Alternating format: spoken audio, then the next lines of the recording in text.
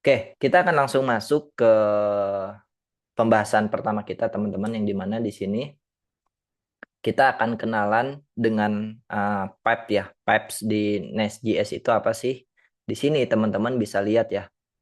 Pipes itu adalah sebuah kelas yang di-annotate dengan injectable decorator.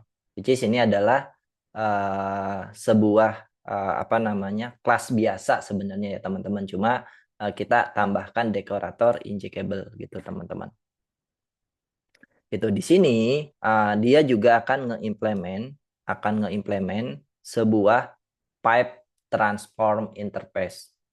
Uh, si pipe class ini harus ngeimplement gitu kan pipe transform interface gitu. Nah, kegunaan dari pipes ini apa sih teman-teman gitu kan? Atau kegunaan dari pipes ini apa? Jadi ada dua use case yang bisa dilakukan oleh si pipes teman-teman gitu.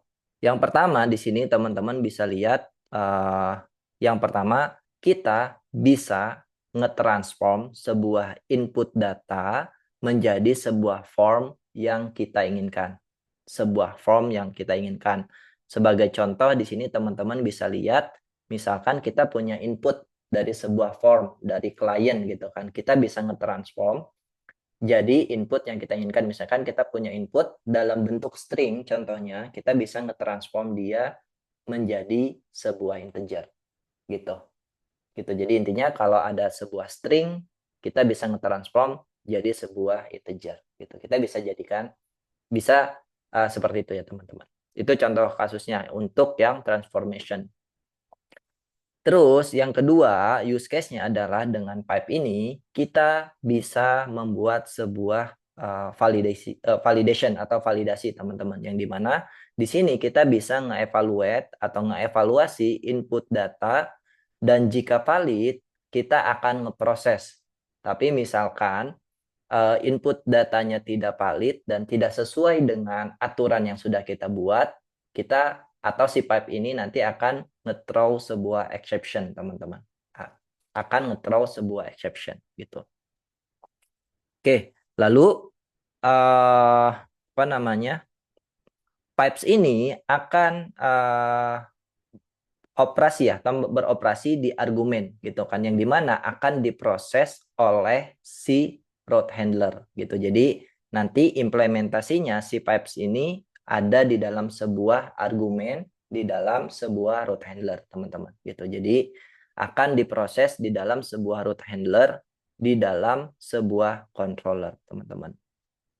Oke, jadi si Nest.js nanti akan menyisipkan sebuah apa ya, di sini teman-teman bisa lihat sebuah pipe gitu. Sebelum metode itu dijalankan. Sebelum metode itu dijalankan ya. Artinya adalah ketika ada sebuah request yang di-hit oleh klien gitu kan. Sebelum metode itu sampai ke controller, Nest.js akan menyisipkan pipe yang sudah kita buat. Sehingga pipe itu akan diproses sebelum metodenya dijalankan. Gitu. Sehingga kita bisa mengevaluasi data yang dikirim oleh klien. Gitu kan.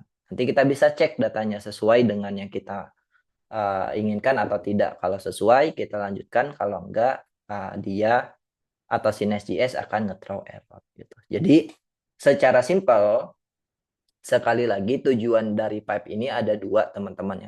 Yang pertama ngetransformasi atau nge-convert data sesuai dengan yang kita mau. Lalu yang kedua adalah nge-evaluasi data atau ngevalidasi data gitu kan. Sesuai nggak dengan aturan yang kita bikin gitu. Oke, simpelnya seperti itu pipes di Next.js ya teman-teman. Dari Bapak Fahri untuk intronya atau ininya ada pertanyaan dulu atau enggak? Perkenalannya. Oke, udah cukup jelas ya di sini. Berarti si si pipe ini ada dua contoh use case-nya ya buat transformasi sama tadi validasi data ya. Betul. Oke, udah cukup jelas sih Kang Ajat. Oke.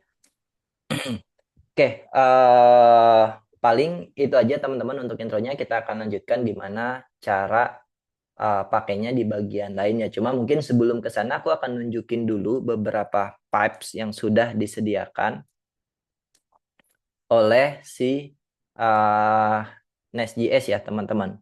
Di sini teman-teman bisa lihat ada validation pipe, ada parse integer pipe, parse float pipe, dan lain sebagainya gitu kan.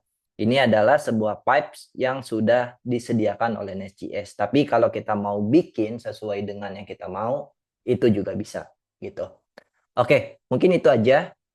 Untuk intronya kita akan lanjutkan bagian lainnya di video berikutnya.